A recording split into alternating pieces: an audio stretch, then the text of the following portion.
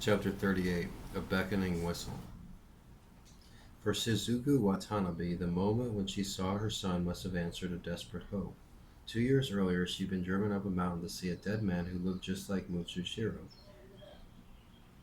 Everyone, even her relatives, had believed it was he, and the newspapers had announced Mutsushiro's suicide. But Shizuku had felt a trace of doubt. Perhaps she registered the same sensation that Luis Zamperini had felt when Louis was missing, a maternal murmur that told her her son was still alive. She apparently said nothing of her doubts in public, but in secret she clung to a promise that Mutsushiro had made it when he had last seen her in Tokyo in the summer of 46, on October 1st, 1948, at 7 p.m. He tried to meet her at a restaurant at the Shinjuku district of Tokyo. They're really humanizing the bird. While she waited for that day, others began to question whether Mitsushiro was really dead. Someone looked up the serial numbers on his army sidearm and found that it was different from that of the gun found beside his body. Mutsushiro could have easily used another weapon, but his examination of the body had also found some features that seemed different from those of the fugitive.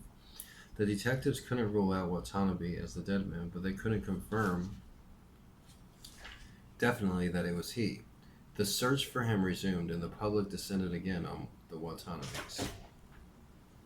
Tailed almost everywhere she went, her mail searched, her friends and family interrogated, Shizuku endured intense scrutiny for 2 years. When October 1st, 1948 came, she went to the restaurant, apparently eluding her pursuers. There was her son, a living ghost. The sight of him brought as much fear as joy. She knew that in appearing in public, standing in full view of crowds of people who had surely all heard of the manhunt for him, he was taking a huge risk. She spoke to him for only a few minutes, staring very close to him, trying to restrain the excitement in her voice. Mutsushiro, her face grave, questioned her about the police's tactics. He told her nothing about where he was living or what he was doing. Concerned that they would attract attention, mother and son decided to part. Mutsushiro said that he'd seen her again in 2 years, then slipped out the door. The police didn't know of the meeting and continued to stalk Shizuku and her children. Everyone who visited them was tailed and investigated. Each time Shizuku ran errands, detectives trailed behind her. After she left each business, they went to question those who had dealt with her. Shizuku was frequently interrogated, but she answered questions about her son's whereabouts by referring to the suicides on Mount Mitsushima. More than a year passed. Shizuku heard nothing from her son, and the detectives found nothing. Everywhere there were rumors about his fate. In one, he had fled across the China Sea and disappeared in Manchuria. One had him shot by American GIs. Another had him being struck and killed by a train after an American soldier tied him to the track. But the most persistent stories ended in his suicide, by gunshot at Harakiri in front of the Emperor's palace, by a leap into a volcano. For nearly everyone who had known him, there was only one plausible conclusion to draw from the failure of the massive search.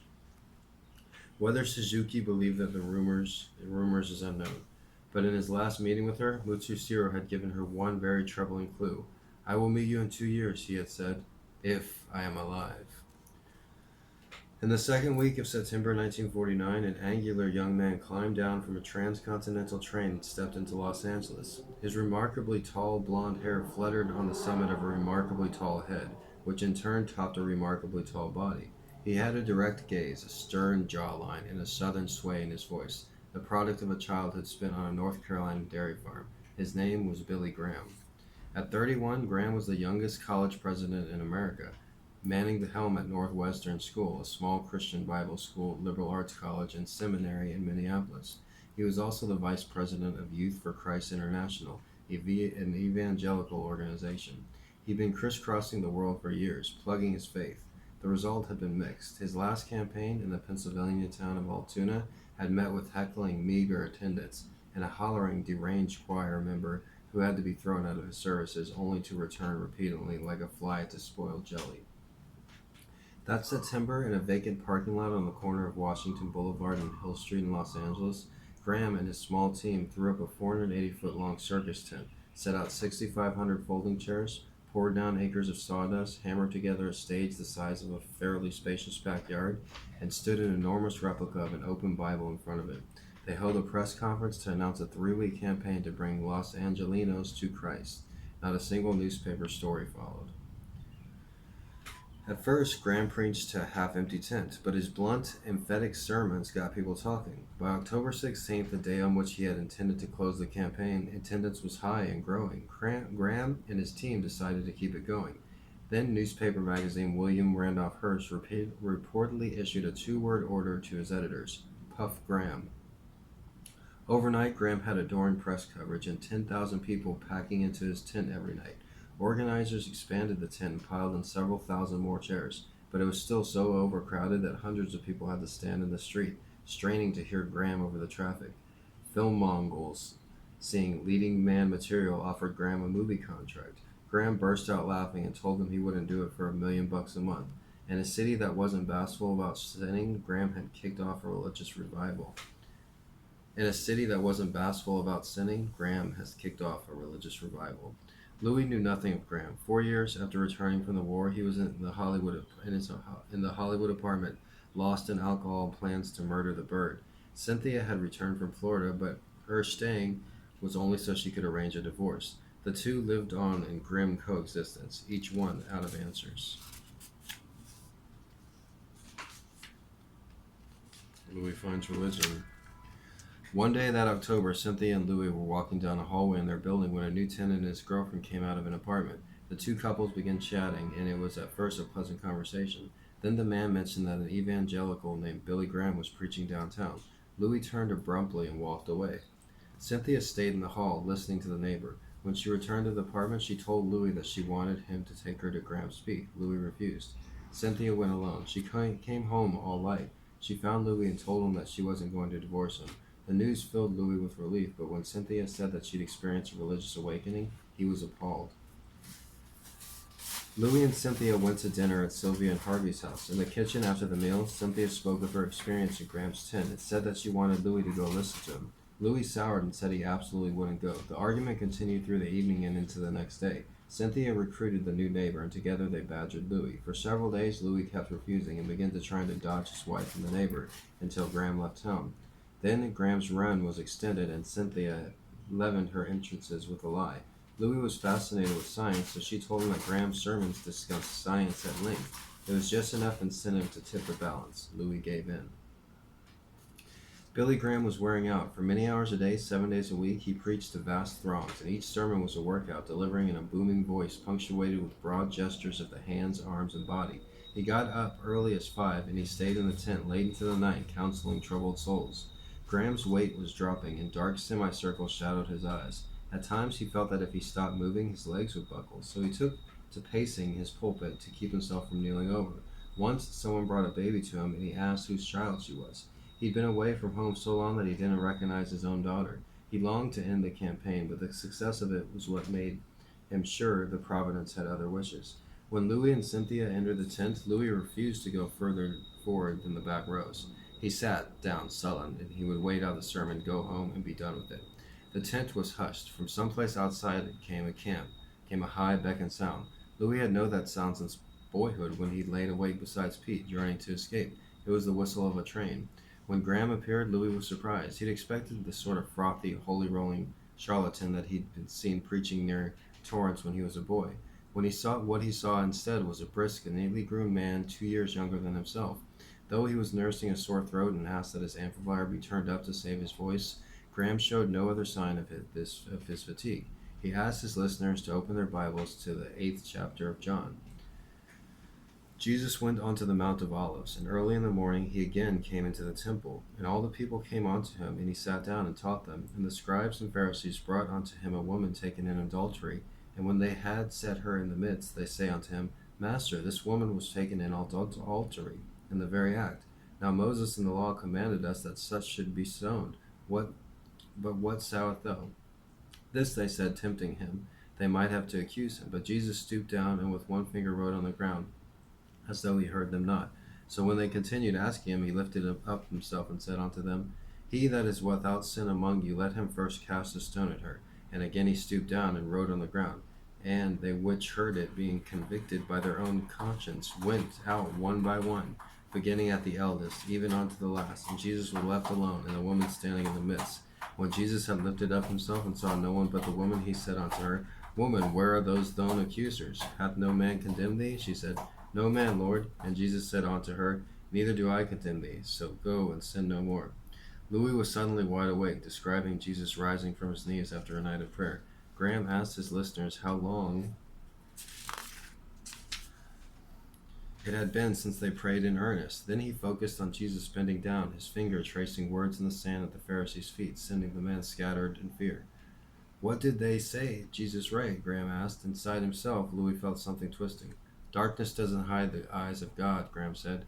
God takes down your life from the time you were born until the time you die. And when you stand before God on the great judgment day, you're going to say, Lord, I wasn't such a bad fellow. And they're going to pull down the screen and they're going to shoot the moving picture of your life from the cradle to the grave. And you are going to hear every thought that was going through your mind every minute of the day, every second of the minute. And you're going to hear the words that you said, and your own words, and your own thoughts, and your own deeds. And you're going to condemn you as you stand before God on that day. And God is going to say, Depart from me. Louis felt indignant rage flaring in him, a struck match. I am a good man, he thought. I am a good man. Even as he had thought this, he felt the lie in it. He knew what he had become. Somewhere under his anger there was a lurking, nameless uneasiness, the shudder of sharks rasping their backs along the bottom of the raft. There was a thought he must not think, a memory he must not see. With the urgency of a bolting animal, he wanted to run. Graham looked over at his audience. Here tonight, there's a drowning man, a drowning woman, a drowning man, a drowning boy, a drowning girl, that is all lost in the sea of life. He told of hell and salvation, men saved and men lost, always coming back to the stooped figure drawing the letters in the sand. Louis grew more and more angry and more spooked. Every head bowed and every eye closed, said Graham, offering a traditional invitation to repentance, a declaration of faith, an absolution. Louis grabbed Cynthia's arm, stood up, and bullied his way from the tent. Somewhere in the city, a siren began a low wail. The sound, rising and falling slowly, carried through the tent, picked up by the microphone that was recording the sermon. That night, Louis lay helpless as the belt whipped his head. The body that hunched over him was that of the bird. The face was that of the devil. Louis rose from his nightmares to find Cynthia there. All morning Sunday, she tried to coax him into seeing Graham again. Louis, angry and threatened, refused. For several hours, Cynthia and Louis argued. Exhausted by her persistence, Louis finally agreed to go, with one caveat. When Graham said every head bowed, every eye closed, they were leaving.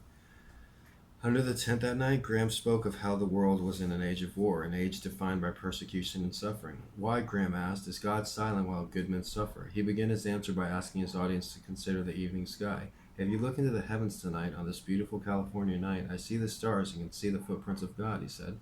I think to myself, my Father, my Heavenly Father, hung them there with his flaming fingertip and holds them with the power of his omnipotent hand. And he runs the whole universe, and he's not too busy running the whole universe to count the hairs on my head and see a sparrow when it falls, because God is interested in me. God spoke in creation. Louis was winding tight. He remembered the day when he and Phil, slowly dying on the raft, had slid into the doldrums. Above, the sky had been a swirl of light. Below, the still ocean had mirrored the sky, its clarity broken only by a leaping fish. Awed to silence, forgetting his thirst and his hunger, forgetting that he was dying, Louis had known only gratitude.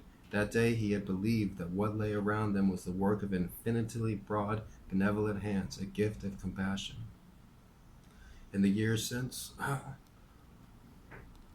that thought had been lost.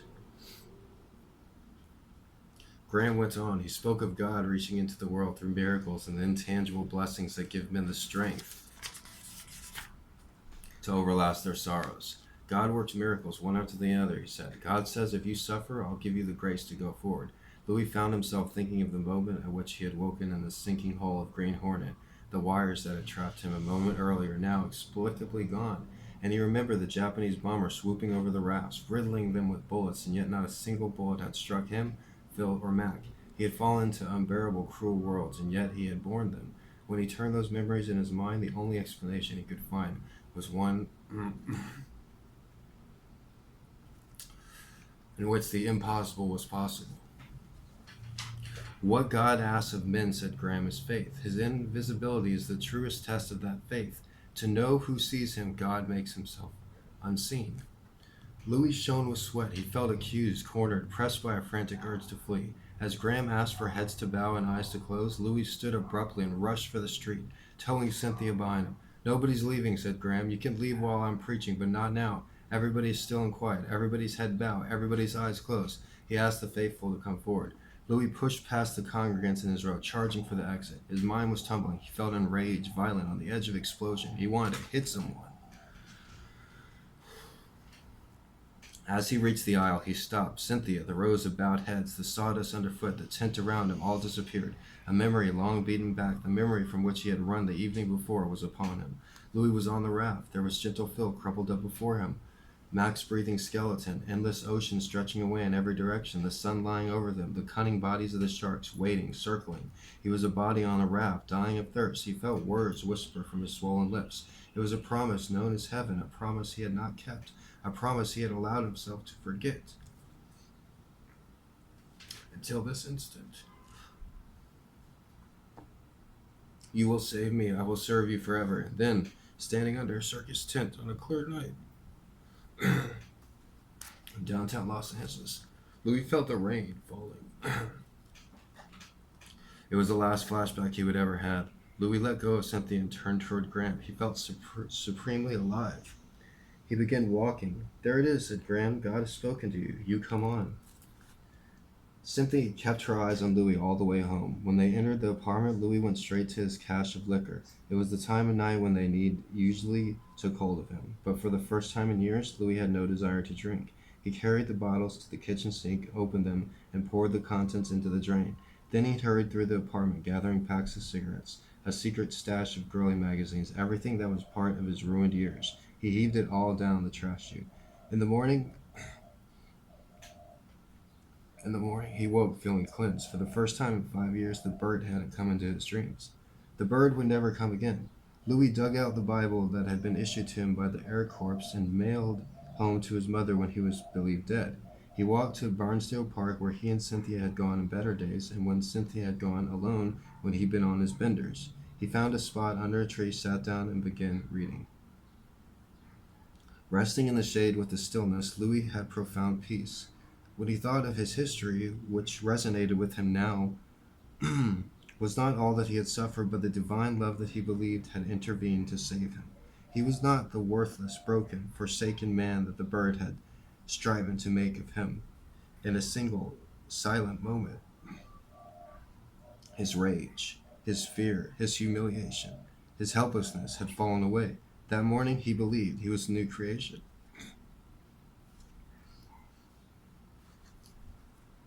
Softly, he wept.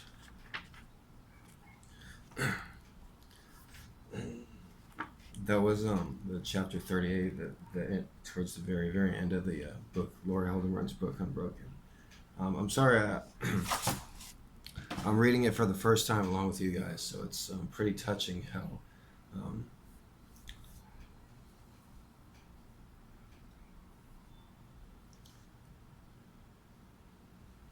anybody that's been through a really tough situation and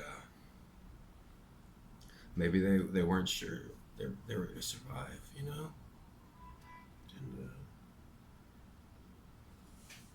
that's why sometimes you just gotta have faith.